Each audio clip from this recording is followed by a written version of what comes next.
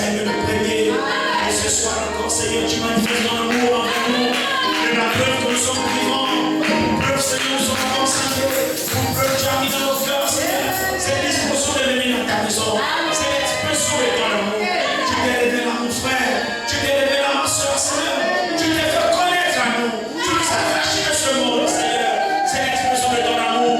Nous te chanterons, Seigneur. Même si le monde ne te connaît pas, nous avons été connus par toi. Et Seigneur, tu t'es révélé à chacun de nous. Nous pouvons dire que nous te connaissons. C'est pourquoi nous voulons te servir, Seigneur. Merci pour ta grâce. Merci pour ton amour, Seigneur. Merci pour ces choses identiques. Merci pour la présence de mon frère ce soir. Merci pour la présence de ma soeur ce soir. Seigneur, nous croyons que tu as fait de nous des fils et des filles de Dieu. Nous t'appartenons dans ce monde, Seigneur. Si le monde ne te connaît pas, nous te connaissons. Parce que tu t'es révélé à chacun de nous. Et nous voulons t'appartenir. Nous voulons te servir, Seigneur. Avec tout ce que tu nous as donné. Aide-nous, Père élevé. Aide-nous à nous détacher du monde. Aide-nous à nous séparer des choses de ce monde. Que notre cœur entier soit gagné à toi. Seigneur, comme tu nous as aimés, laisse-nous aussi t'aimer, Seigneur. Que ce soir, nous voulons encore t'aimer. Laisse ton amour dans nos cœurs. Rends-nous capables d'aimer. Rends-nous capables de servir. Rends-nous capables d'appartenir, Seigneur. Fortifie notre foi. Et bénis-nous encore ce soir. Merci pour cette disposition. Merci déjà pour ta présence. Merci pour ton esprit, Seigneur. Maintenant, viens nous parler encore une fois de plus. Car mon frère et ma soeur sont venus pour écouter encore une parole qui soit dans les hanches. Nous ne sommes pas venus par l'habitude, Seigneur. Nous ne sommes pas venus écouter notre frère. Notre frère, c'est un frère. C'est un homme limité, Seigneur. Il n'a rien à nous donner. Mais si nous avons fait un déplacement, c'est parce que nous savons que nous sommes dans le roi Dieu présent. Et tu n'as jamais manqué de nous parler. Pousse encore le faire cette fois-ci, Seigneur. Fais-le pour l'amour à toi. Bénis chacun de nous ce soir. Alors que nous soumettons sous ton contrôle. Car nous te le demandons dans le Seigneur de Jésus-Christ. Amen.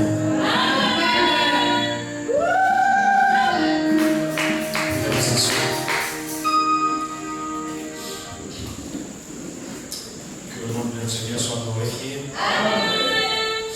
Lui qui mérite nos adorations, lui qui mérite notre reconnaissance. C'est pourquoi notre devoir, c'est réellement de le servir de tout notre cœur. Lorsque nous pouvons observer la grandeur de ce grand être que l'œil de l'homme n'a point vu, qui habite une lumière inaccessible, et lorsque nous réalisons simplement que ce Dieu-là nous a connus et qu'il nous a appelés chacun par son nom et qu'il s'est révélé à nous pour que nous puissions le servir. Je ne sais pas si vous pouvez penser vraiment à ça, frères et sœurs, nous le serons reconnaissants. Comme le disait mon frère tout à l'heure, il dit, le monde ne nous connaît pas, le chef de l'État ne nous connaît pas, les autorités ne nous connaissent pas, mais à la pensée de savoir que Dieu nous connaît, ça dépasse l'entendement. Je préfère même que je ne sois même pas connu de ce monde, mais que Dieu me connaisse. Si Dieu me connaît, je suis heureux, et je crois qu'il me connaît. Je crois aussi qu'il vous connaît. Je crois qu'il connaît chacun de nous. Et c'est lui qui a mis dans notre cœur ce désir toujours de venir dans un endroit comme celui-ci. Ce n'est pas l'endroit le meilleur, déjà que nous sommes menacés, mais il y a quelque chose au-dedans de nous. Vous savez, la maison de Dieu, c'est pas les 4 murs. Et je crois qu'un véritable adorateur qui a vraiment saisi l'amour de Dieu dans son cœur, il y a rien qui pourra l'empêcher d'adorer Dieu. Même si on casse ce garçon ici, on l'adorera dans la rue. C'est vrai, frère. Même si on n'a pas le droit, mais quelque part, on va l'adorer. Rien ne doit empêcher un adorateur d'adorer Dieu. Parce qu'on n'adore pas parce que nous avons un bâtiment. C'est vrai, le bâtiment nous sert à l'abri contre le soleil, contre la pluie. C'est tout ce qu'il sert. Mais ce n'est pas le bâtiment qui fait en sorte que nous soyons adorés. Non. Le Seigneur pouvait dire que lorsqu'il est arrivé dans le temple bâti par Salomon, et là il a trouvé des trafiquants, des businessmen, des hommes d'affaires qui se sont trompés d'endroit. Ils pensaient que le commerce se fait dans la maison de Dieu. Et là, le Seigneur, la Bible nous rend témoignage qu'il ne les a pas parlé gentiment, et pourtant il est l'homme le plus doux. Mais là, il ne les a pas parlé gentiment, il s'est procuré un fouet, et puis il les a fouettés tous. Il les a bastonnés copieusement, il a renversé les tables, il a piétiné tout ce qui est raisin ou mordu. C'est parce que vous pensez que tu le vendais, mais il a tout renversé et il les a bastonnés sérieusement. Et là, il y a une parole qui m'a beaucoup interpellé. Et il va dire, il est écrit que ma maison est une maison de prière. Et vous en avez fait une caverne de voleurs, des mendiers, des trafiquants. Cette parole-là m'a beaucoup interpellé pendant que je pensais. Il est écrit que ma maison est une maison de prière. Oh, si vous remarquez très bien, la maison du Seigneur, c'est pas ça. Alléluia. Donc en fait, la maison de prière, c'est toi. Amen. La maison de prière, c'est moi. Il est écrit que sa maison que nous sommes est une maison de prière. Donc réellement, le chrétien, lui, c'est la maison du Seigneur. Il doit alors comprendre que sa vie, c'est la prière. Comment pourrez-vous vaincre, mon frère, ma soeur, si vous n'avez pas la vie de prière? Comment allez-vous faire? Comment allez-vous faire? Nous sommes environnés, le combat fait rage, c'est compliqué. Comment allez-vous faire si vous n'avez pas la vie de prière? Frère, la distraction bat son plan. La distraction, frère, le diable travaille dans la distraction pour occuper la moindre parcelle de votre temps. Il va mettre des distractions, la baie des rois, les restaurants, ceci, des distractions, il va les multiplier. Quand vous n'allez pas à la baie des rois, c'est la télévision. Quand vous n'êtes pas devant la télévision, c'est le smartphone, le téléphone. La distraction, tout ça c'est quoi? C'est pour que la maison de Dieu ne soit pas une maison de prière. Alors, la maison de Dieu, c'est toi, c'est moi.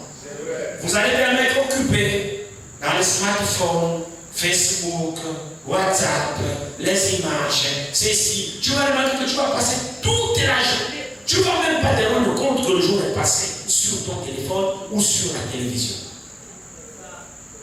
Tu n'as pas prié. Mais il est écrit que ma maison est une maison de prière.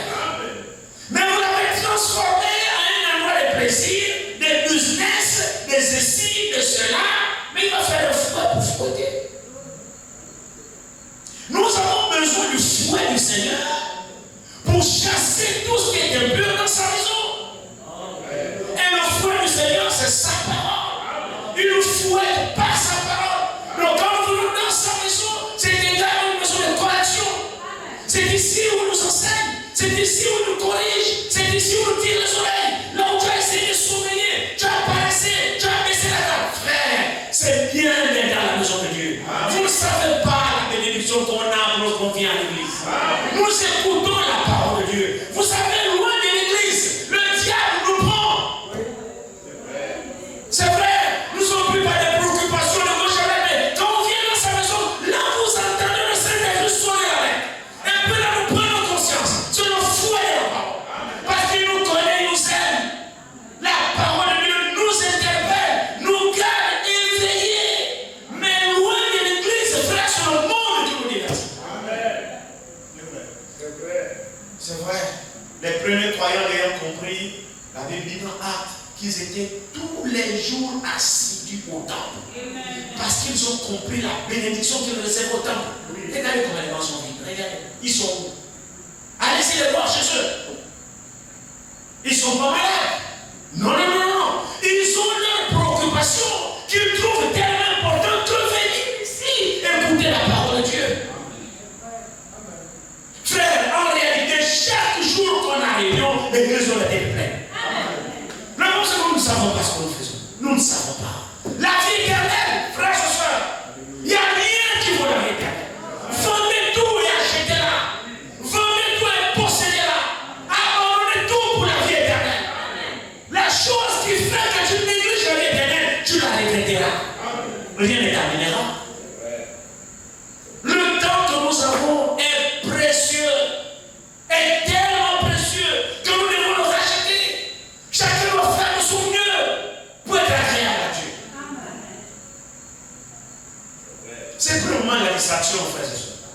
C'est le moment réellement de nous rapprocher du Seigneur. De faire tout notre effort, tout notre possible pour nous rapprocher de Dieu. Parce qu'il y a une récompense. Vous savez, on ne sert pas Dieu pour les hommes. Non. On ne sert pas Dieu pour les hommes. On sert Dieu pour nous-mêmes. On sert Dieu pour notre propre salut. C'est pour nous-mêmes que nous servons Dieu. Nous ne servons pas Dieu pour être vu des hommes. Non, non, non, non. C'est pas cela. Donc chacun, en fait, tu dois pouvoir tout faire. Toi, à ton niveau d'obéir à ce que Dieu te demande. Quand nous faisons obéir, ce n'est pas ton problème. Toi, obéir pour la survie de ton âme. Amen. Le temps est très avancé. C'est vrai. Que chacun doit pouvoir se réveiller, comme nous l'avons vu mercredi. Comment allons-nous adorer si nous n'avons pas été appelés à l'adorer? Comment les choses de Dieu vont devenir sérieuses dans notre cœur si réellement Dieu ne nous a pas connus d'avance et qu'il ne nous a pas appelés à le servir? D'où intervient le mot vocation. C'est absolument important que nous puissions comprendre. Nous servons Dieu par appel. Nous servons Dieu par vocation. Nous servons Dieu parce que Dieu nous a connus d'avance et il nous a prédestinés à ce service. Donc tous ceux qui servent Dieu sans vocation le servent par défaut. Oui, c'est juste. Nous devons regarder dans notre cœur, au plus profond de notre âme, si réellement nous sommes nés pour le servir.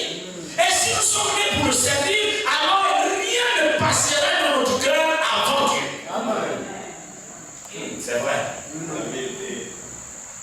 Si nous sommes nés pour le servir, rien ne passera dans notre cœur avant Dieu. Même pas ton travail, même pas ton argent, même pas ta femme, même pas ton mari, même pas tes enfants, même pas ta voiture, même pas ta maison. Il n'y a rien que tu possèdes qui puisse passer avant Dieu dans ton cœur si tu as la vocation de servir. Tous ceux qui ont pour vocation de servir Dieu mettront Dieu à la première place et sont prêts à toute la journée pour Dieu. C'est la vérité que je vous dis, frère. Il faut que cette profondeur-là gagne notre cœur. Il n'y a rien ici qui vaut Dieu. Il n'y a rien. Vous ne possédez rien de plus que Dieu. Dieu est la chose la plus importante. Quand je l'ai, j'ai tout ce que j'ai besoin. Même si je n'ai pas d'amis, frère. Même si je n'ai pas mangé. Même si je n'ai pas de maison. Mais si j'ai Dieu, j'ai tout.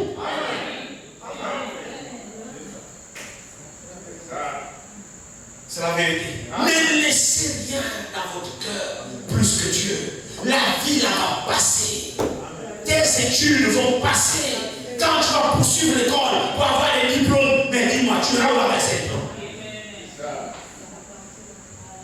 Tout ça, ça va rester. Tout ça, ça va rester.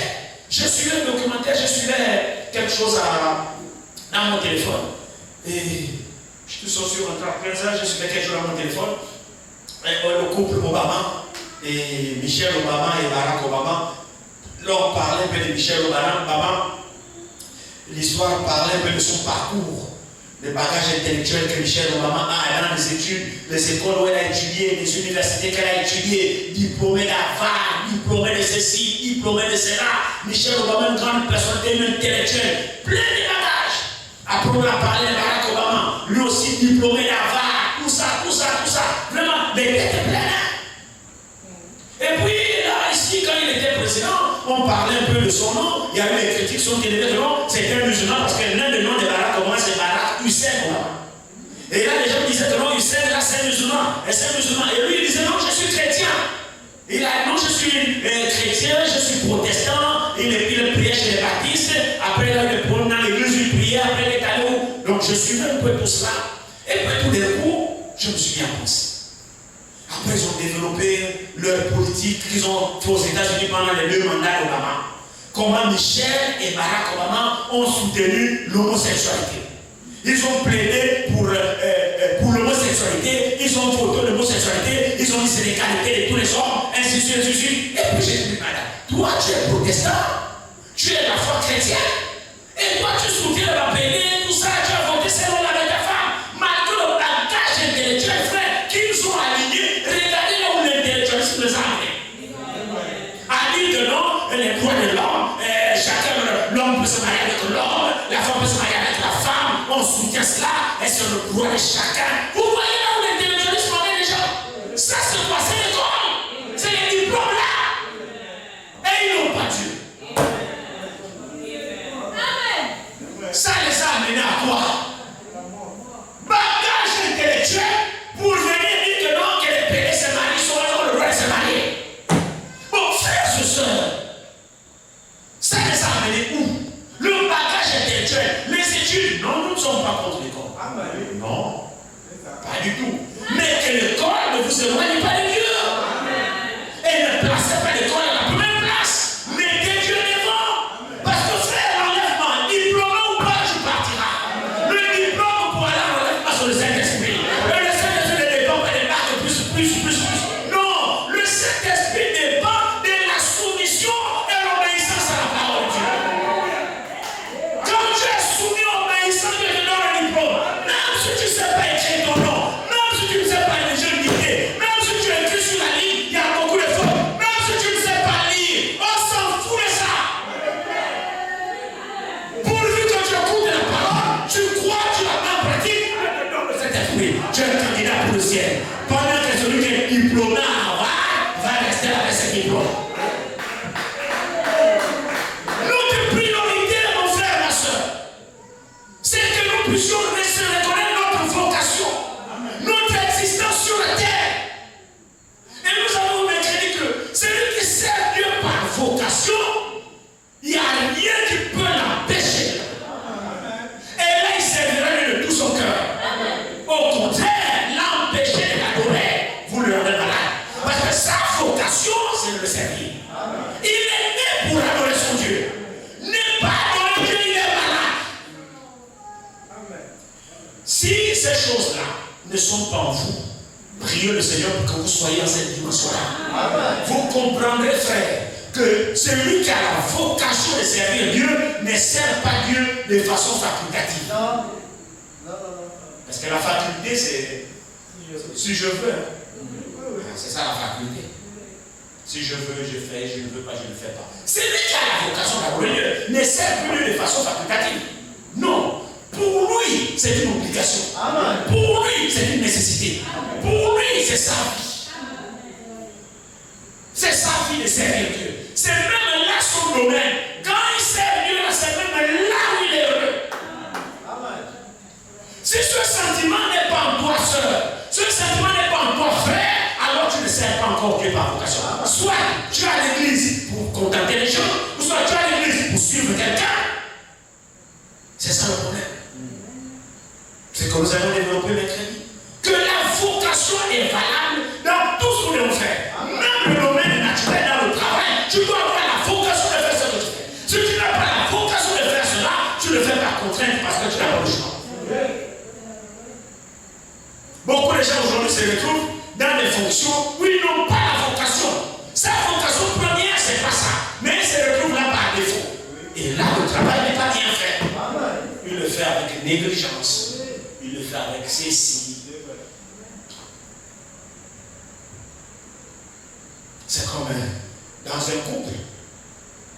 La Bible dit, il y en a, prenons Matthieu, j'ai quoi, 19, je pense. Matthieu 19, on dit ici.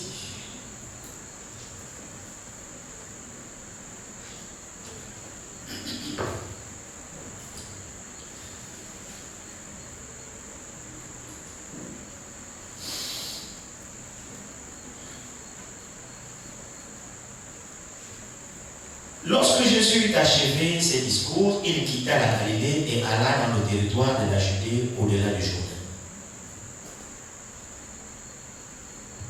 Au-delà du Jourdain. Une grande foule le suivit et là, il guérit les malades. Les pharisiens l'abordèrent et dirent, pour l'éprouver, est-il permis à un homme de répudier sa femme pour un motif quelconque? Il répondit, n'avez-vous pas lu que le Créateur, au commencement, fit l'homme et la femme? Et qu'il dit, c'est pourquoi l'homme quittera son père et sa mère et s'attachera à sa femme et les deux deviendront une seule chair. Marc, on pose là, verset 5. Quand vous partez dans Genèse, qui avait dit ça?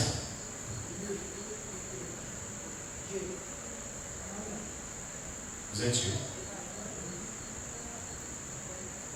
qui avait déclaré dans Genèse que l'homme quittera son père et sa mère et s'attachera à sa femme. Retournons. On voit que vous ne lisez pas bien. Quand vous dites lisez la Bible, lisez. Retournons dans Genèse.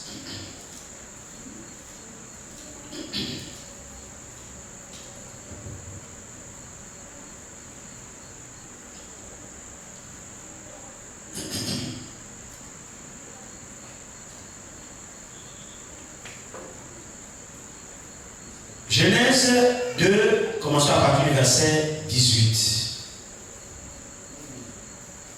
Il dit, l'Éternel Dieu dit, il n'est pas bon que l'homme soit seul. Je lui ferai une aide semblable à lui. L'Éternel Dieu forma de la terre tous les animaux des champs et tous les oiseaux du ciel. Et il les fit venir vers l'homme pour voir comment il les appellerait. Et afin que tout être vivant porte le nom que lui donnerait l'homme. Et l'homme donna des noms à tout le bétail, aux oiseaux du ciel et à tous les animaux des champs. Mais pour l'homme, il ne trouva point d'aide semblable à lui. Alors l'Éternel Dieu fit tomber un profond sommeil sur l'homme qui s'endormit. Il prit une de ses côtes et referma la chair à sa place. L'Éternel Dieu forma une femme de la côte qu'il avait prise de l'homme et il l'amena vers l'homme. Et l'homme dit, voici cette fois celle qui est os de mes os et chair de ma chair. Qui dit ça? Ok. Chair de ma chair. On l'appellera femme parce qu'elle a été prise de l'homme. C'est pourquoi l'homme quittera son père et sa mère et s'attachera à sa femme et ils deviendront une seule chair. Qui a dit ça? C'est Adam, non? C'est Adam, non? Retournons dans Genèse, dans Matthieu 19. Genèse 19. Commençons verset 3 pour aller un peu plus vite. Les pharisiens, Matthieu 19, pardon, excusez-moi. Les pharisiens l'abordèrent et dirent, pour l'éprouver, est-il permis à un homme de répugner sa femme pour un motif quelconque? Il répondit, Jésus bien sûr. N'avez-vous pas lu que le Créateur au commencement fit l'homme et la femme? Et qu'il dit? Amen. Amen. Qui? Le Créateur? Oui. Est-ce que l'Église a répondu? Amen. Et qu'il dit? C'est Jésus qui parle ici. Hein? Jésus est venu. Hein? Maintenant Jésus dit, il dit, n'avez-vous pas lu que le Créateur au commencement fit l'homme et la femme? Et qu'il dit? C'est pourquoi l'homme quittera son père et sa mère et s'attachera à sa femme et qu'elle deviendra une seule chair. Dans Genèse 2, nous voyons que c'est Adam qui a dit ça. Et dans Matthieu 19, nous voyons que Jésus dit que c'est Dieu qui a dit ça. Alléluia. C'est juste. Amen. Amen. Nous étudierons cela prochainement. Mais ce n'est pas sur ça que nous voulons venir. Alors, c'est un peu, là où je voulais parler, c'est les eunuques. C'est un peu plus bas ici. Il dit ici, il dit, les eunuques. On va prendre le verset 11, à partir du verset 11, il dit, il leur répondit, tous ne comprennent pas cette parole, mais seulement ceux à qui cela est donné. Amen. Car il y a des eunuques qui le sont dès le ventre de leur mère. Il y a des eunuques qui le sont dès le ventre de leur mère. C'est-à-dire ceux-là sont nés comme ça. Eunuques. Eunuques, c'est des gens qui ont la faiblesse. Et ce sont des eunuques qui étaient chargés de garder les femmes de roi. Hein? Les femmes de roi, même si vous pouvez lire Esther 2, Esther chapitre 2, les eunuques, les femmes et les concubines de roi n'étaient pas gardées par des hommes valides. Non. Tu peux garder la femme d'autrui. Tu peux être saisi par la beauté et puis tu gardes la femme de roi, tu es mort. Donc on choisissait les eunuques. Les eunuques, ce sont les gens qui sont sexuellement faibles. Ce sont des hommes, mais ils sont morts. Ils n'auront plus aucun désir de convoiter la femme d'autrui. On les appelait des eunuques. Donc c'était des eunuques qui étaient chargés de garder les femmes de roi et les concubines des princes. Maintenant Jésus dit ici, il dit ici. Verset 12 de Matthieu 19. Car il y a des eunuques. Il y a des eunuques qui sont dès le vent de leur mère. Donc ceux-là sont nés comme ça. Eunuques. Dès qu'il est né, il ne peut jamais se marier. Tu vas te marier toi. Tu ne vas pas te marier. Tu es unique. Donc un unique n'est pas appelé à se marier. Parce que tu ne sauras pas satisfaire la femme. Donc un unique c'est célibataire. Il reste comme ça. Depuis le vent de sa mère, elle est comme ça unique. Alors je suis ici. Donc il y a la catégorie de ceux qui sont nés comme ça. Donc ceux-là ne fabriquent pas. Ils sont comme ça. Ça ne dépend pas d'eux. Ils sont nés comme ça. Il n'y a aucun moyen pour eux de ne pas être comme ça. Parce qu'ils sont nés comme ça. C'est la première catégorie. Maintenant, il y en a qui le sont devenus par les hommes. Ça, c'est une autre catégorie. Ils ne sont pas nés uniques. Ils sont nés normaux. Ils sont bien. Maintenant, les hommes contraints d'être uniques. On les a forcés d'être uniques. Ce n'était pas leur vocation première. Mais suite à la société dans laquelle ils appartiennent, la société les a imposés de devenir uniques. Ça, c'est cette catégorie-là. Maintenant, il y a encore une autre catégorie ici. Et il y en a qui le sont. Et il y en a qui se sont rendus uniques. Qui se sont rendus eux-mêmes uniques. À cause du royaume des cieux. Que c'est lui qui peut comprendre, comprenne. Ah, j'aime le Seigneur. Vous avez alors 3 catégories d'uniques. Il y a une première, ça ne dépend pas d'eux. Ils sont nés comme ça, c'est naturel. Alors lui là, tu vas lui dire qu'il ne soit pas unique comme toi. Parce que lui, il est né comme ça. Bon, tu possèdes quelle puissance pour lui dire qu'il ne soit pas unique, voilà la femme brave. Il fait comment il est né comme ça. Alors lui là, il ne fabrique rien. J'espère que vous suivez. Lui là, il ne fabrique rien. La nature l'a rendu comme ça. Alors il n'a pas besoin de se comporter d'une certaine manière pour être unique. Il est déjà né unique. Il est né comme ça. Première catégorie. Deuxième catégorie, il y en a que les hommes ont imposé d'être uniques. Là, vous trouvez la catégorie des prêtres catholiques. Parce que dans la religion, pour être prêtre, le célibat des prêtres, ça a été instauré. Ce n'est pas Dieu. Là, c'est les hommes qui ont imposé d'être uniques. Et vous voyez que ça ne marche pas. Ça ne marche pas. Il y a beaucoup de dégâts. Sérieusement des dégâts. Pourquoi? Parce que les hommes lui imposent la nature qui n'est pas la sienne. Alors il va essayer de faire semblant pour faire plaisir à la hiérarchie. Mais en réalité, ce n'est pas lui. Et vous voyez qu'il ne sera pas unique pour de vrai. Il est unique pour de faux. Et le service qu'il fait en étant unique comme ça, là, c'est pas vrai. Il y a beaucoup de mensonges, beaucoup d'hypocrisie, beaucoup de histoires là-dedans. C'est des histoires et des histoires. Parce qu'en fait, il n'est pas né unique. Ce sont des hommes qui lui imposent d'être unique. Alors, sa façon d'être unique là n'est pas la vraie. Maintenant, la troisième catégorie, c'est celui dont lui-même il décide d'être unique. C'est pas les hommes lui-même pas imposés. Celui qui fait le jeu à partir de maintenant, moi je suis maintenant unique. La catégorie. Maintenant, quand nous revenons à la vocation,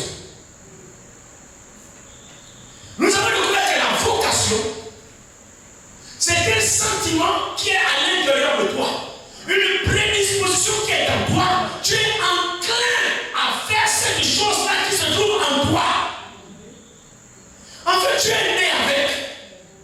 Tu n'as pas besoin de te convertir pour avoir ça. Tu n'as pas besoin de te comporter bizarre pour avoir ça. Non. C'est là en toi. C'est en toi. Quand vous voyez dans les définitions, vous allez voir qu'il y a une définition qui dit comment reconnaître sa vocation. Comment la reconnaître? Vous pouvez reconnaître votre vocation. Voir ce qui sommeille à l'intérieur de vous. C'est quoi? Et nous nous avons fait même un exemple que même pour les enfants, ainsi de suite, lorsque vous voulez les orienter, parlez avec eux, demandez-leur, ils sont en train de faire quoi?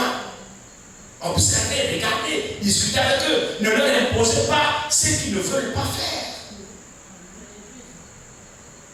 Parce que ce que vous ne voulez pas faire, on vous demande de le faire, vous ne le ferez jamais bien. Et nous découvrons que dans le domaine spirituel, Dieu a des fils et des filles qu'il a prédestinés d'avance et qu'il a mis à chacun de la vocation de le servir. Donc ils sont nés avec des prédispositions d'adorer Dieu. Et c'est ça que l'apôtre Paul appelle la vocation céleste en Jésus-Christ. La vocation, c'est l'appel. Si Dieu ne vous a pas appelé à le servir, vous ne pourrez pas le servir. Que ces choses-là soient bien comprises. Si Dieu ne vous a pas appelé à le servir, vous ne pourrez pas le servir. Si jamais vous vous aventurez à servir Dieu sans avoir été appelé, il y aura beaucoup de failles dans votre service. Et tout le monde peut voir que la façon dont vous servez Dieu n'est pas bonne. Que c'est faux. Évidemment, si c'est faux, Dieu n'agréera pas. Dieu n'agréera pas. Donc chacun doit comprendre à l'intérieur de lui. Est-ce que vraiment au fond de ton cœur, tu as été appelé à servir? Si oui, alors qu'est-ce qui fait que Dieu n'occupe pas la première place dans ton cœur? C'est une question que chacun doit pouvoir répondre. Parce qu'en réalité, frères et sœurs, des vrais adorateurs. Et je crois que le temps dans lequel nous sommes, c'est le temps où les vrais adorateurs, la vocation de chacun doit se manifester. Et chaque jour qu'il y a réunion, l'église doit être pleine. Je suis en train de parler à ceux qui ont la vocation d'adorer Dieu. Parce qu'ils ont finalement compris qu'ils sont nés pour adorer Dieu. Et ils doivent l'adorer. Ne pas l'adorer, ils ont raté leur vocation. C'est comme nous pouvons voir la manière que nous adorons Dieu. Tu peux comprendre que non. Si ce n'est pas la vocation, tu peux voir que non. En fait, le frère a raté sa vocation. Sa place n'est pas à l'église. Pourquoi tu rates ta vocation? C'est parce que tout ce qui passe en premier dans ton cœur avant Dieu, en fait, c'est ça ta vocation. Disons-nous les vérités. Tout ce que tu mets dans ton cœur en premier avant Dieu, c'est-à-dire ton cœur ne bat que pour ça. Tu dors, c'est ça. Tu te réveilles, c'est ça. Ton objectif, c'est ça. Et c'est ça que tu veux. C'est pas Dieu. Et Dieu est prêt à tout pour ça. Quitte à ajourner Dieu.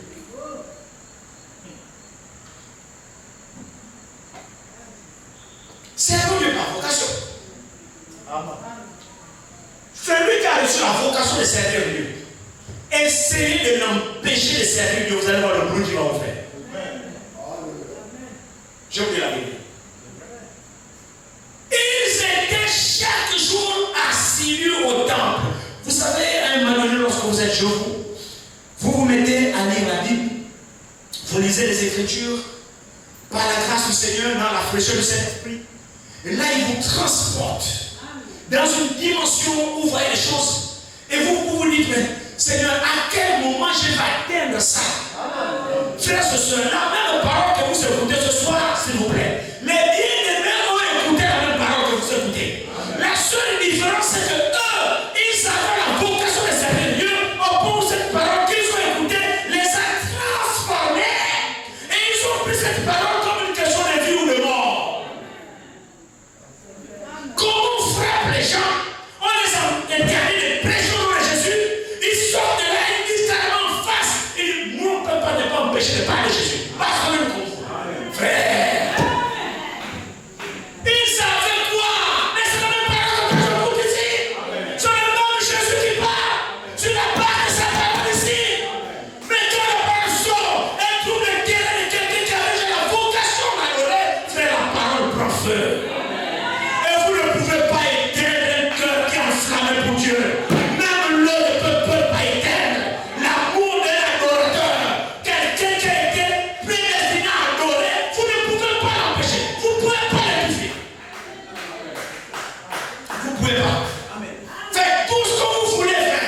dira comme Pierre, bastonnez-nous comme vous voulez. Traitez-nous comme vous voulez, enfermez-nous. Là, ce qui est là, on ne peut pas. Frère, Pierre en prison. Ils sont les menaces, n'est pas plus au nom de Jésus. Il les regarde comme ça là. Il dit ça, c'est toi qui vois. Mais moi, je ne peux pas. C'est pas possible. Non, c'est pas possible. Regardez très bien ici. 1 Corinthiens chapitre 9. Regardez très bien ici. 1 Corinthiens 9. Paul nous dit ici.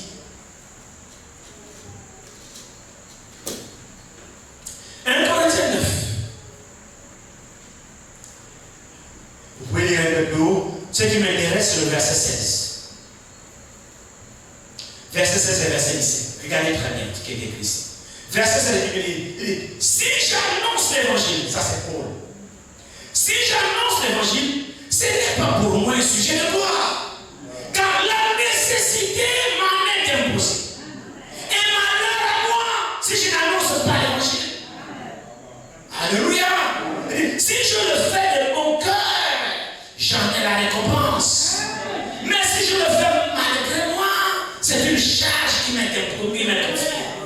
Vous voyez quelqu'un qui a la vocation. Vous ne servez pas Dieu pour de l'argent. Vous ne servez pas Dieu. Si vous lisez un peu plus haut là, et là ici, il s'agit de l'argent. Le 1 Corinthiens 9, il s'agit de l'argent. Là, vous entendez dire, nous avons que l'ouvrier mérite son salaire, et le Seigneur a ordonné à ceux qui prêchent l'évangile d'être nourris par l'évangile. C'est de ça dont il parle. Après, il y a des gens qui dit, si je ne l'annonce pas, il dit, mais moi, je n'ai pas, quand il me dit que je recours à l'argent, parce que le Seigneur a ordonné à ceux qui prêchent l'évangile d'être nourris par l'évangile. Mais je n'ai pas fait de ces choses. C'est-à-dire, je ne prêche pas l'évangile pour ce motif-là. Quand bien même que je le vois, vous suivez ça? Quand bien même que je le vois, j'ai ce le droit le plus absolu que celui qui prêche l'évangile doit être nourri par l'évangile. Mais Paul dit, je n'ai pas fait de ces choses-là comme je ne sais pas moi discuter pour ça. Non! Il dit au contraire, moi je prêche ici parce que la nécessité m'en est imposée. Je ne prêche pas parce que je m'attends à un salaire, parce que je peux être acclamé, parce que je peux être revu. On s'en fout de ça. Si tu as la vocation, argent ou pas, tu parleras de Dieu. Oh, c'est la vérité, frère. C'est quelque chose qui est dans votre cœur. Vous ne prêchez pas pour l'argent. Ne faites pas la prédication sous Seigneur. On n'est pas ici pour chercher de l'argent. On n'est pas ici pour gagner de l'argent. On sert Dieu par vocation. Oui, frère. Et c'est ça la seule manière de servir Dieu. C'est pourquoi dans ces choses-là, vous m'entendez rarement parler de l'argent. Vous m'entendrez rarement parler de l'argent. Parce que franchement, frère, c'est pas pour l'argent qu'on prêche. Non, non, non, non. C'est pas pour l'argent. Si ton motif à toi, quand tu prêches l'évangile, c'est pour viser les livres et les offrandes, va t'asseoir. Parce que tu t'attires une malédiction. On sert Dieu par vocation, par appel. C'est là-dedans ici. Ça brûle là-bas. Il dit ici, il dit ici. Si vous entendez les prédicateurs qui font des bagarres pléniques pour l'argent, ils n'ont jamais été appelés. J'ai dit ceci, vous entendez les prédicateurs qui font des bagarres, j'ai préparé la vie, il n'a jamais été appelé. Jamais. Frère, si tu as été appelé, Dieu s'occuperait de toi. Laisse-la faire l'argent là-bas. C'est lui qui t'a appelé à dégager, l'or et l'argent m'appartiennent. Il sait que tu es son serviteur, il pourvoit pour toi. Prêche l'évangile, laisse l'argent venir. Quand bien même tu as le droit, c'est ton droit. Mais c'est pas ça ta motivation. Non, non, non, non, non, non. Non. Prêchons l'évangile. Regardez très bien ici. Si j'annonce l'évangile, ce n'est pas pour moi un sujet de gloire. Où est l'avantage ça là? Oh, tu sais, moi, je suis un prédicateur. Moi, je ne. Non. Ton motif n'est pas vrai. Amen. Tu es simplement un politicien d'Élysée. Tu as raté ta vocation. Fouille bien voir ta vocation. Ta vocation n'est pas à l'église pour servir Dieu. Quand tu sers Dieu par vocation, tu le fais avec amour. Amen. On ne t'efforce pas. C'est le choix pour toi de servir Dieu. Amen. Tu te retrouves dans ton domaine. Tu te sens même heureux. Amen. Oh, n'est pas servir Dieu, tu es malheureux. Mais quand tu servir Dieu, tu es heureux. C'est vrai, frère. Arrêtez de forcer les gens de venir à l'église. Arrêtez d'obliger les gens de prier. Arrêtez tout ça. C'est chacun poursuit sa vocation. Si Dieu t'a appelé, ce Dieu te mettra en mouvement pour lui. Jusqu'à quand on va supplier les gens? Non. Regarde ta vocation. Est-ce que Dieu t'a appelé à le servir? Si oui, servez. Paul dit, si j'annonce l'évangile, ce n'est pas pour moi un sujet de gloire. Car la nécessité m'en est imposée. Vous avez entendu ça? Il marchait pour lui sur le chemin de Damas. En colombe de feu. Tout ressort. Seul, pourquoi me présenter Dieu? Qui es-tu, Seigneur? Je suis Jésus que tu persécutes. Voilà la peine des pauvres. Voilà la vocation des pauvres. Et quand vous le voyez rendre compte de son appel devant le roi Agrippa, il défend sa cause, il défend son appel. Et dit au roi Agrippa, je n'ai pas résisté à la vision céleste. Alléluia. C'est pas pour de l'argent. Il dit, je n'ai pas pu résister à la vision céleste. Quoi? Il m'a rencontré ce jour-là et il m'a destiné à faire ceci. Alors je dois le faire de tout cœur. Malheur à moi si je ne le fais pas. Alors la nécessité m'a été imposée. Je n'ai pas le choix que de servir Dieu. Dans la faim, dans la humilité, dans la galère, dans les critiques, dans le mépris, dans les jeûnes, dans la prière. Au fait, la nécessité m'a été imposée. Je suis né pour ça. C'est ça la vocation. Quand tu critiques ou pas, ça ne va pas dire de quoi. Dieu t'appelle à le servir et il te formera pour résister aux critiques. De toutes les façons, frère, tout ce qui est contraire à l'évangile ne te touche même pas. C'est vrai ce que je vous dis. Vous avez été vacciné. Le vaccin divin a touché votre cœur. Et votre cœur ne bat que pour servir Dieu. Vous vivez que pour servir. En fait, vous faites chaque jour. C'est qu'est-ce que je dois faire pour plaire à mon Dieu? Oh oui, c'est ça. C'est ça la vocation. Tu dois tout faire. C'est comme un travailleur, vous savez. Quand vous aimez votre travail, vous le faites tellement bien que lorsque le patron vient, le patron ne le merveille pas vous. Et là, vous montez en grade. Mais Dieu, c'est un patron. Vous pensez que quoi? Nous avons des récompenses devant nous. Dieu regarde comment nous le servons. Je vous dis, frère, Dieu regarde la manière dont nous servons. Dieu voit le sel que tu as pour lui. Dieu voit les dispositions que tu as pour lui. Dieu voit la paresse que tu as pour lui. Dieu voit le mépris que tu as pour lui. Dieu voit tout. Et chacun recevra de Dieu selon ce qu'il mérite. Je vous dis, si vous reléguez Dieu à l'arrière-plan, écoutez, je ne veux pas être mal compris ce soir. Mais j'ai une responsabilité devant Dieu de prêcher l'évangile. Je prêcherai tout ce qui me demandera de prêcher. Et je parle aux enfants de Dieu. Dieu doit être mis devant. Devant tout ce qu'on fait dans votre vie. Vous savez, frère, le diable il est rusé. Je vous dis, le diable il est rusé. Et Dieu nous met dans des preuves comme ça pour voir comment nous réagissons face à ça. Je prends juste un exemple. Je suis chômeur, je demande le travail à Dieu. Avant de travailler, j'étais assidu à l'église. Je venais à l'église, je servais Dieu. J'étais régulier au temple, j'étais régulier au culte. Chaque jour j'étais là. Seigneur, bénis-moi, donne-moi le travail. Tu sais, le temps dur. Vraiment, Seigneur, je fais comment? Bénis-moi. Regarde comment je te sers. Ouvre-moi les portes, Seigneur. Bénis-le. Souvent, on prie ici, non? Seigneur, bénis ceux qui n'ont pas de travail. On prie ici, non? Quand dans les livres, bénis le travail, dans les promotions. Ceux qui n'ont pas de travail, bénis. On prie, non? Dieu n'est pas sourd. Dieu n'est pas sourd. Dieu va te donner le travail. Maintenant, qu'est-ce que toi tu vas faire avec le travail que Dieu t'a donné? Parce que le travail que tu as, c'est Dieu qui t'a donné ça. C'est pas toi-même. C'est la bénédiction de Dieu. Maintenant, Dieu t'attend au tournant. Puisque tu l'as demandé le travail. Très bien. Mon fils, voici le travail. Ma fille, voici le travail. Maintenant, Dieu attend comment tu vas le servir. Est-ce que sur le travail qu'il t'a donné, tu vas prendre le devant? On peut maintenant faire le travail, prendre le travail, prendre le travail. Faire Dieu te voit. Dieu te voit. Il n'y a rien qui passe au-dessus de Dieu. rien. Moi, je me souviens ici, on avait un message ici qu'on avait intitulé les excuses. Oui. C'est biblique. Et vous avez remarqué dans cette parabole-là, les excuses que les gens donnaient, c'était des exemples bibliques. Par exemple, il avait été dit que lorsque tu viens de te marier, tu es exemple de la guerre. Tu ne vas pas en guerre. Et l'aucun qui venait s'excuser prenait ces exemples bibliques à la scripture. Le Seigneur a cité tout ça pour dire, je vous dis en vérité, de tous ceux qui ont été invités, ne participeront plus. Et pourtant, c'était des excuses bibliques. Passez-moi l'expression. C'était des excuses raisonnables. C'est des excuses compréhensibles. Mais pourquoi lui, le maître, n'a pas compris ces excuses-là qui étaient compréhensibles? Amen. Et nous savons que quand le Seigneur donne les paroles, c'est pas pour amuser la galerie. C'est un enseignement derrière. C'est pour dire que quelles que soient les excuses que nous présentons devant Dieu, aucune n'est valable. C'est ça que ça veut dire.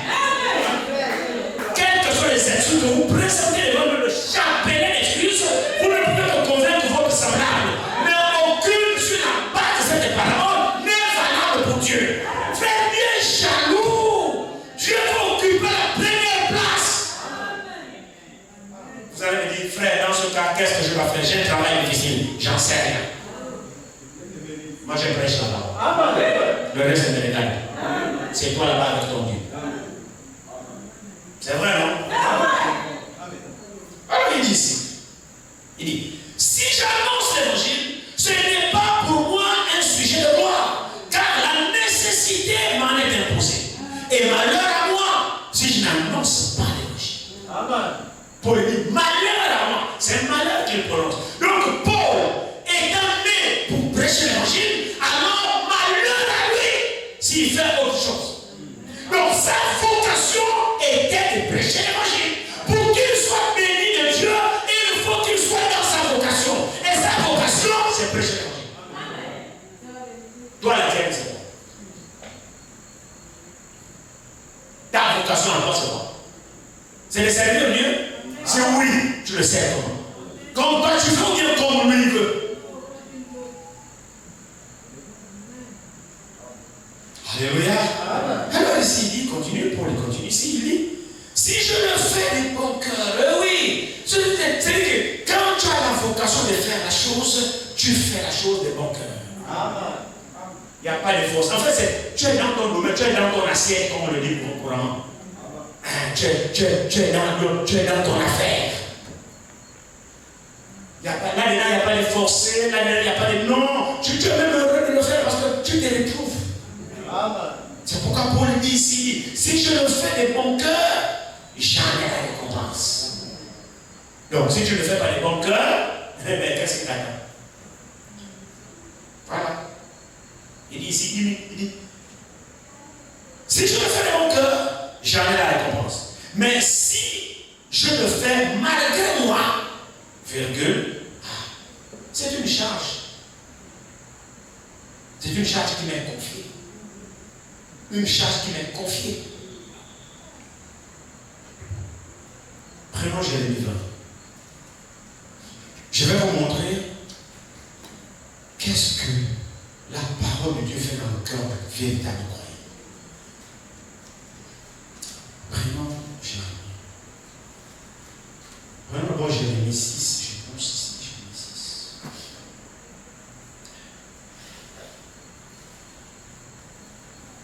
Prenons Jérémie 6, verset 11, vous dit ici. Jérémie 6, verset 11, dit, je suis plein de fureur de l'Éternel. Je ne puis la contenir. Je suis plein de fureur de l'Éternel. Je ne puis la contenir. Répands-la sur l'enfant de la rue et sur les assemblées des jeunes gens, car l'homme et la femme seront pris, le vieillard et celui qui est chargé de jour. Qu'est-ce que c'est? C'est-à-dire, lorsque la parole de Dieu est vraiment déposée dans le cœur du croyant et de la croyante, il y a un feu divin qui s'allume en toi. Et tu ne peux pas rester tranquille. C'est impossible pour toi de rester tranquille. impossible. Quand tu dis que tu n'adores pas, c'est pas possible. Tu n'es pas en paix. Parce que frère, c'est pas toi. Le feu, ça brûle là-bas. C'est bien écrit ici, c'est la vérité. Quand vous ne respectez pas ça, c'est que c'est pas encore là-bas. Mais réellement un cœur dont la parole est rentrée là-bas, il y a un feu qui s'enclenche, qui s'allume là-bas à l'intérieur. Frère, toi c'est mieux. Rien que la pensée de la lecture de Dieu les gens joie. C'est que la vie des esclaves, tu vas l'expérimenter. Je suis dans la joie quand ton Seigneur a la besoin d'éternel. Parce que le feu de Dieu est léger dans ton cœur. Tu ne peux être en joie que dans la maison de Dieu. C'est le seul endroit qui t'est content. C'est le seul endroit où tu es en paix. C'est le seul endroit où tu es heureux. C'est le seul endroit où tu parles avec Dieu. Et tu sens la sensation de vie dans ton âme. Qui n'aimerait pas ressentir ça pour Dieu? Quand tu es à la maison là-bas, tu ne sais pas forcément ça. Parce que là-bas, tu ne coupes pas la parole. Frère, il y a une atmosphère divine lorsqu'on est ensemble. C'est différent que quand tu es chez toi. C'est différent. C'est qu'il y a ici, il n'y a pas ça chez toi. Prenons Jérémie 19. Je pense, Jérémie 20. Jérémie 20, je crois. Jérémie 20, commençons au verset 7.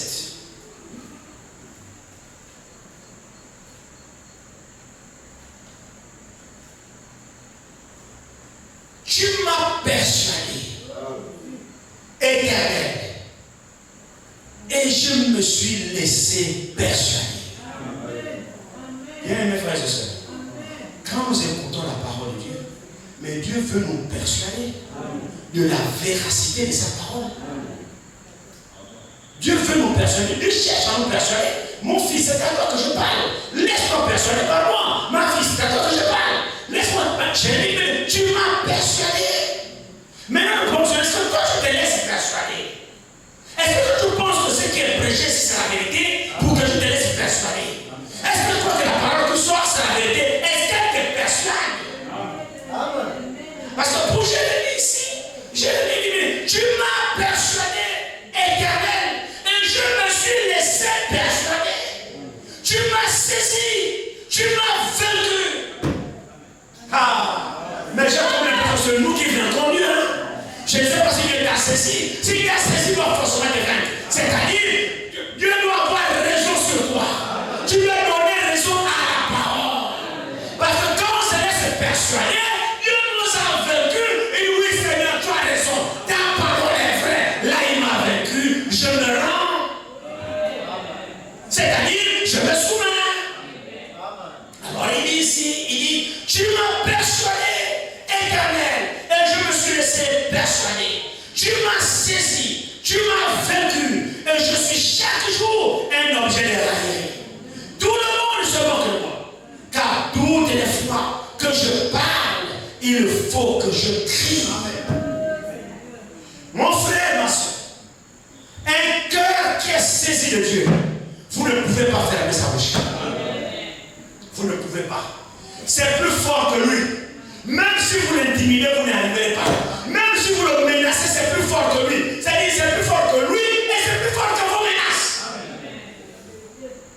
Vous n'arriverez jamais à faire la bouche à quelqu'un qui est au point de Dieu. C'est un feu qui s'allume. Regardez très bien. Ils ont venu. Tout le monde se moque de moi, on s'en fout. Car toutes les fois que je parle, il faut que je crie.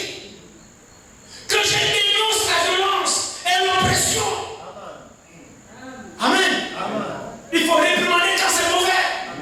Si notre adoration est mauvaise, alors on crie. On réprimande. Le Saint-Esprit crie contre nous pour dire que non, c'est pas ça. C'est vrai, non? Il dit quelque part à Jérémie, Jérémie, ce peuple-là, il a le courage.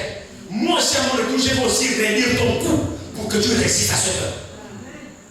Donc le peuple a le courage, Jérémie aussi va réunir son cou. Donc, personne ne sait. Comme tu es dur, tu ne crois pas. Et le prédicateur aussi est dur et qui résiste. C'est-à-dire, colle toujours. Tu résistes, colle. Tu résistes, colle. Oui, tu es dur, je suis dur. Amen.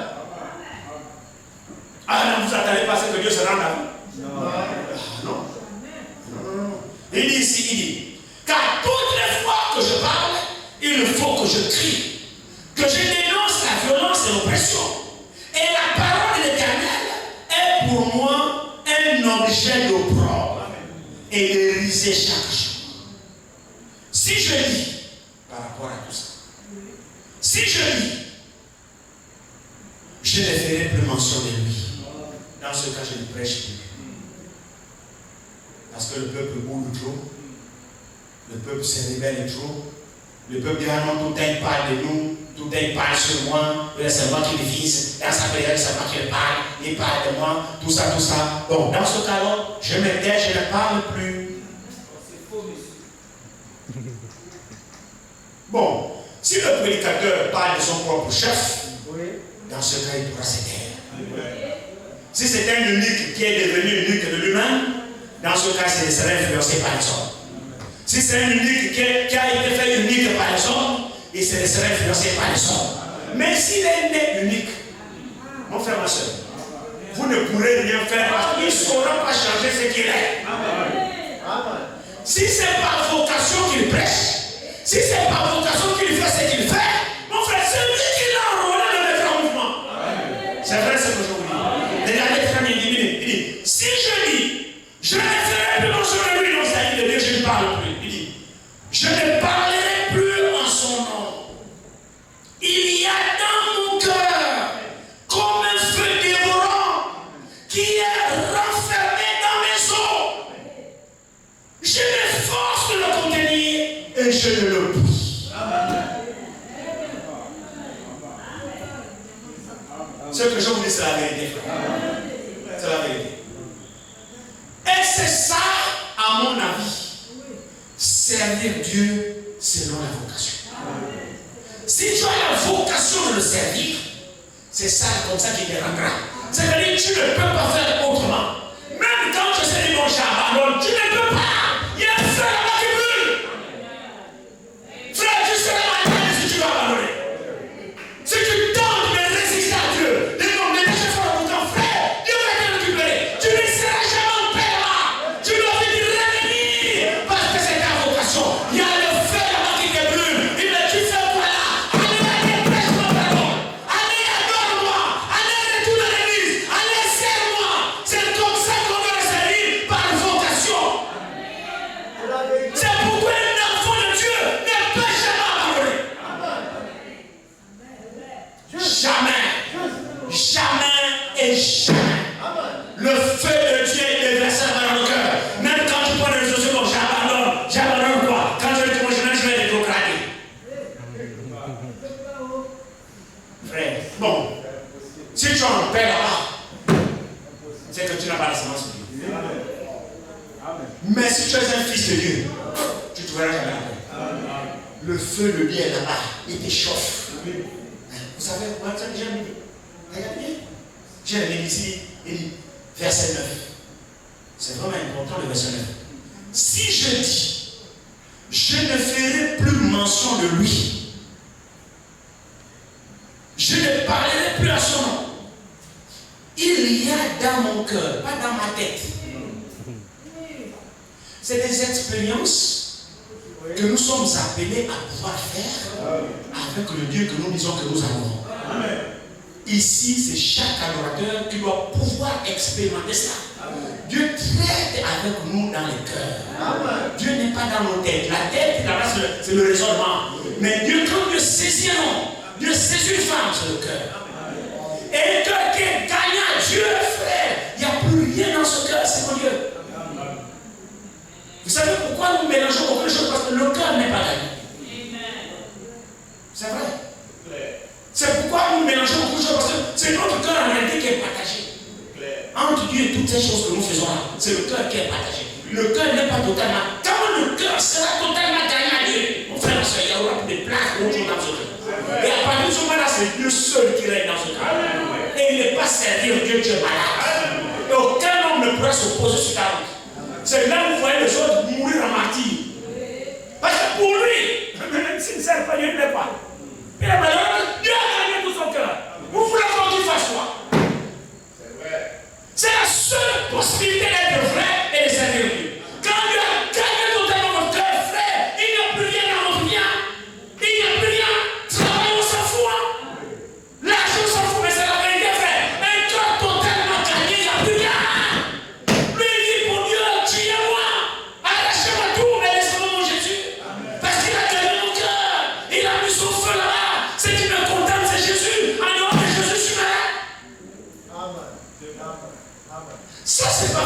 prêcher. C'est fait pour être vécu. C'est les expériences que chacun de nous, en fait, c'est là où notre vocation vous allez. Si tu as été appelé, c'est là où tu dois arriver avec Dieu. Mais nous avons encore beaucoup de choses dans le cœur, les plaisirs du monde, les soucis de la vie, les désirs de ceci, les désirs de cela. Au point où ça étouffe la parole, ça étouffe, on n'arrive pas à grandir. Dieu n'arrive pas à posséder ce cœur parce que le cœur, il y a encore beaucoup de choses.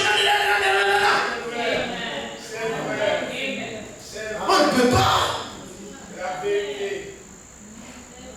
On abîme le cœur avec beaucoup de plaisirs du monde. Nous avons vu la différence entre la vocation et la passion, non? On a lu ça mercredi. La différence entre la vocation et la passion. C'est vrai, non? Voilà. On ne demande pas la passion, mais Dieu parle de la vocation. La vocation, c'est l'appel, ce n'est pas la passion. C'est la vocation. Alors ici, il dit, il y a dans mon cœur comme un feu dévorant qui est renfermé dans mes os. Quand quelque chose est renfermé, ça veut dire que ça ne peut plus sortir. Quand Dieu a possédé un cœur, il ne peut plus quitter. On habite le l'air renfermé de l'air.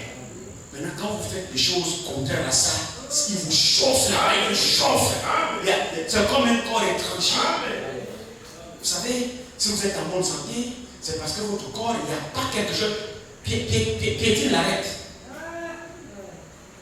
Piétine une pointe, piétine l'arrête, et puis le truc là reste là. Peu importe quoi, c'est même là, même juste à la porte là. On n'a pas besoin de se voir la tête, même là. L'arrête est plus haut, l'arrête est quoi, ça est là. Dis-moi comment tu sais. C'est juste là, hein? C'est juste là. La tête est bien, les yeux sont bien, la bouche est tout marche. C'est juste là, ici, là. L'arrête est coincée là-bas. Dis-moi comment tu sais. Il n'y aura pas de gêne. Tu seras en paix tranquille. Franchement, tu es en paix, tu es bien, tu es tranquille. Non, mais c'est que tu as un phénomène. Tu n'es pas en paix. Et là, c'est tout le corps qui réagit. Parce que rien ne va. Il y a la douleur, tout le corps. Tu n'es pas en paix, tu n'es pas en bonne santé. Il y a un corps étranger parce que le corps n'est pas fait pour recevoir des corps étrangers. C'est pourquoi on appelle ça corps étranger. C'est quelque chose qui n'a pas le droit d'être là au corps. C'est un étranger. Et le corps étranger dérange tout le corps. Ici, il y a un étranger, corps étranger, il y a un étranger. Ça veut dire que mon corps ne reconnaît pas l'arrête. Parce que quand Dieu a créé mon corps ici, il n'a pas prévu de place à mon corps pour l'arrête. Non, l'arrête, c'est introduit dans mon corps. Mais tout le corps signale. Corps étranger, ça sera l'arrête. Frère, le corps ne sera en paix que si l'arrête est dégagée là. Tant que l'arrête est là, frère, ne suis plus, je ne dors pas. Oui, il y a la présence de l'étranger. Il n'a pas droit d'être là. Amen. C'est ça. De même, le cœur que Dieu a gagné, le cœur que Dieu a gagné, le corps étranger dans ce cœur-là, non, ça ne passe pas. Jérémie dit, ce feu qui est renfermé dans mes os. Mais dire de ne pas servir ce Dieu-là, mais dire de ne pas parler de lui, mais dire de ne pas le prêcher, mais dire de ne pas aller à l'église, mais dire de ne pas vivre la parole, mais dire de ne pas faire du bien, mais dire de ne pas me soumettre. Non! Il y a un feu qui est enfermé dans moi. C'est pas possible. Je n'aurai la paix que si je fais ce que Dieu m'a dit. C'est là où tout se calme. C'est ça le signe qui vous montrera que vous êtes déjà quelque part avec Dieu.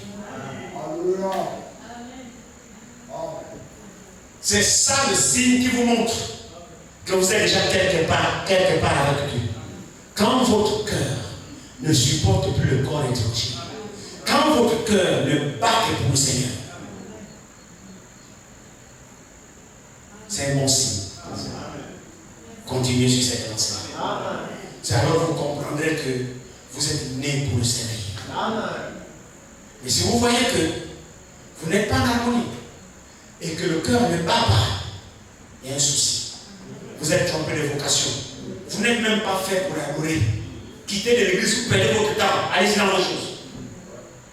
Il faut quand même que la vérité soit dite. Vous perdez votre temps, vous êtes trompé de vocation. En fait, ta vocation n'est pas de servir Dieu. Tu n'as rien à faire à l'église. Parce qu'en réalité, tu n'es pas convaincu. Dieu, la parole est à pour persuader, et tu ne te laisses pas persuader par la parole. Parce que depuis qu'on prêche, Dieu ne t'a pas persuadé. Parce que j'ai dit, tu m'as persuadé. Et je me suis laissé persuader. De facto, tu m'as vaincu. Amen. C'est ça que vous croyez? Bon, toi, regarde-toi ici.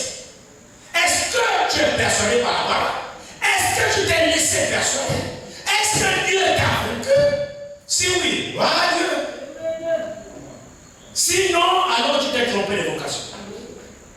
Ta place n'est pas l'église. Tu es persuadé par autre chose et tu t'es laissé persuader par autre chose et c'est là où tu te sens en fait bien. Ici, tu viens seulement pour essayer de nous combler le vide. Mais en réalité, ta place n'est pas ici. Tu t'es trompé de vocation.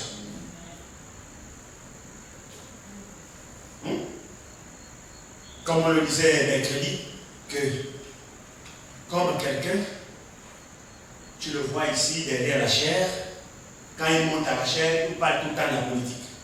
Tout le temps de la politique.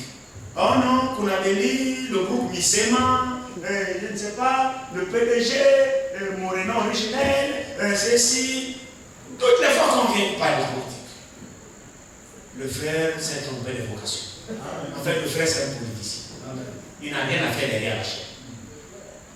S'il y a des bons frères courageux là, des gars, tout ça, vous venez vous le linguer. Vous le linguez ici, tu le dis, va faire au PDG, va aller au PDG, ou bien au CTV. Parce que nous, quand on vient ici, c'est pas pour la politique. Nous, on vient ici, c'est pour parler des affaires du Père. Alléluia. Et vous pouvez voir qu'il s'est trompé de vocation. C'est comme un enseignant. Il va enseigner au cours, il n'arrive même pas à faire pénétrer la leçon à l'élève. Chaque fois, les élèves, non, le prof là, non, comprenez. En fait, il s'est trompé de vocation. Comme il a fini le code, il n'y avait plus de travail, il a fait le concours de l'ENSET, il s'est jeté là-bas parce que c'est là-bas on recrute. Le chômage l'a amené là-bas, bon, par défaut, il est enseignant. Mais quand c'est la vocation, frère, quand il vient seulement, il prend la craie. Les élèves sont même contents. Non, le prof là, non, c'est le prof là. Le prof là, non, le prof là, le prof là. C'est vrai, non? Oui. Vous sentez que le prof là a la vocation. Et vous savez, quand il prend la craie, tu as le goût. Il est dans son assiette. Il prend même des illustrations pour faire véhiculer le message. Que ce que notre prof ne font pas, parce que lui, il a la vocation d'enseigner. C'est ça? La vocation. Paul dit. Nous avons lu ça pour parler dernier. Nous avons lu ça ici. Paul nous parle dans Éphésiens 4. Éphésiens 4. Qu'est-ce que le conseil que Paul nous parle de la vocation ici? Éphésiens 4.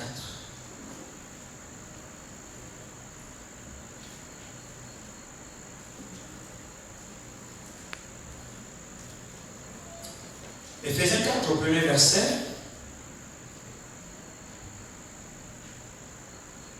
La Bible dit: je vous exhorte donc, moi le prisonnier dans le Seigneur, à marcher d'une manière digne de la vocation qui vous a été adressée. Amen. Amen. Et nous avons compris que la vocation, c'est la paix que Dieu a adressée à chacun. Donc chacun ici doit pouvoir être convaincu que Dieu lui a vraiment adressé un appel. Si toi ici tu n'es pas convaincu de ça, c'est que tu es ici par défaut. Tu te retrouves à l'église par défaut. Et c'est pourquoi ton adoration n'est pas bonne. Parce que tu veux seulement faire plaisir aux autres. Sinon on dit que non, tu as manqué. Sinon on dit que non, qu'est-ce qui ne va pas. Tu viens seulement, tu ne devrais pas est faux. Oh, si ce n'est pas vocation, alors tu comprendras pourquoi tu es ici. Et tu feras ton boulot. Mon boulot à moi, c'est de servir Dieu. Et quand tu essaies de vivre en dehors de cette vocation, tu as des problèmes. Dieu te créera des problèmes. Frères et sœurs, si tu as la vocation de servir Dieu et tu essaies de vivre en dehors de cette vocation, Dieu va te créer. Tu ne prospéreras jamais. Tu ne réussiras jamais. Dieu va te créer des problèmes. Prends ce problème. Reviens vite à ta vocation. C'est quand tu reviendrais que tu es en ordre avec lui que tu dis, vraiment, Seigneur, merci. Amen. Alors, disons encore quelques passages ici. Nous avons lu Pierre aussi. Pierre, on va lire la Bible de Pierre ici. De Pierre 1, ici, nous dit.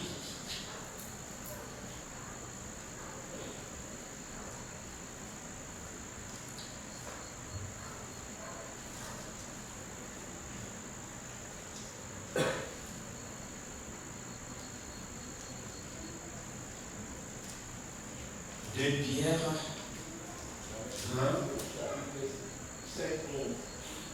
Pardon?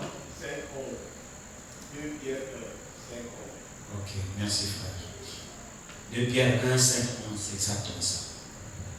À cause de cela même, bon, on va me lire à partir du verset 3. Commençons au verset 3.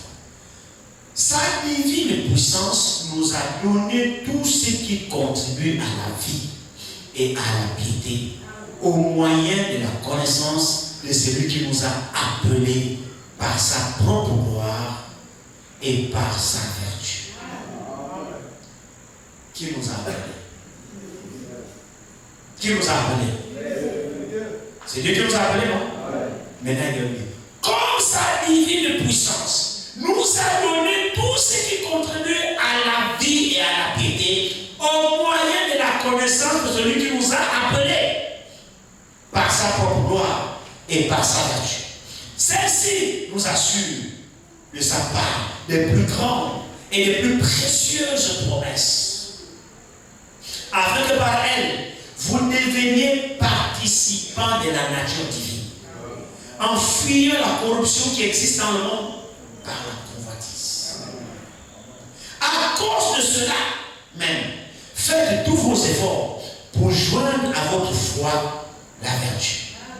À la vertu, la connaissance. À la connaissance, la maîtrise de soi. À la maîtrise de soi, la patience. À la patience, la piété. À la piété, l'amitié fraternelle. À l'amitié fraternelle, l'amour. Car si ces choses sont en vous et ils sont avec abondance, elles ne vous laisseront point oisifs ni stériles pour la connaissance de notre Seigneur Jésus-Christ. Mais celui en qui ces choses ne sont point est aveugle. Il ne voit pas de loin. Et il a mis en oubli la purification de ses anciens péchés. C'est pourquoi, frère, appliquez-vous d'autant plus à affermir votre vocation et votre élection. Car en faisant ça, vous ne broncherez jamais. Car frère, car sœur, appliquez-vous à affermir votre vocation. Nous servons Dieu par la paix. Nous ne servons pas Dieu par suicide. Nous ne servons pas Dieu pour faire plaisir à frère, pour faire plaisir à soeur. Nous servons Dieu par la paix. Maintenant, si Dieu nous a appelés, il doit nous révéler comment le servir. Chacun qui dit que Dieu l'a appelé, alors Dieu doit se révéler à lui. Et si Dieu se révèle à toi, il doit te dire comment le servir. C'est vrai. C'est vrai. Est-ce que c'est vrai? Amen. C'est vrai, frère.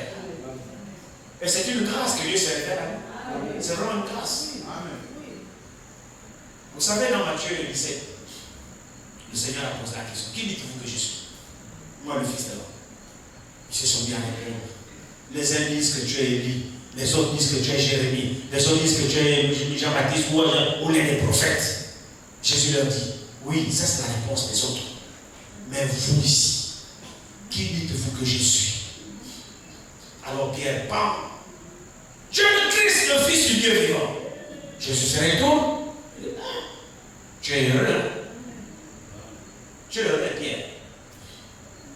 Car ce ne sont pas la chair et le sang qui t'ont révélé cela. Si vous remarquez, Pierre n'était pas seul. Ils étaient au nombre de 12. Amen. Mais tous n'ont pas reçu ce que Pierre a reçu. Frère, c'est une grâce que Dieu t'a appelé. Dieu n'a pas appelé tout le monde. C'est une grâce que Dieu t'a appelé. Mais ne fais pas de l'appel de Dieu comme un jeu.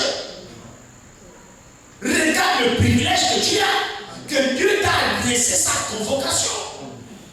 Dieu t'a adressé une vocation de le connaître, de l'adorer. C'est une grâce pour toi. Alors sers ton Dieu selon l'appel. Selon l'appel. On sert Dieu par appel. On sert Dieu par vocation. Tu n'as pas la vocation, alors cherche ta vocation. Si ta vocation c'est de rester assis à la maison, alors reste assis. Si ta vocation c'est de, je sais pas, de faire le combo ça, faire le combo ça. Si ta vocation c'est de mentir, mens. Si ta vocation c'est de, je sais pas, vas-y, fais ta vocation. Mais si ta vocation c'est de servir Dieu, sérieux. Parce que finalement, on le sert par vocation. Et quand nous servons Dieu par vocation, nous le servons bien. Nous le servons avec amour. Nous le servons avec joie. Nous le servons avec zèle, avec détermination. C'est alors que nous sommes bénis. Amen. Il est temps que chacun regarde sa vocation. Et sert ton Dieu selon la vocation. Amen. Que Dieu vous bénisse. Lève-moi.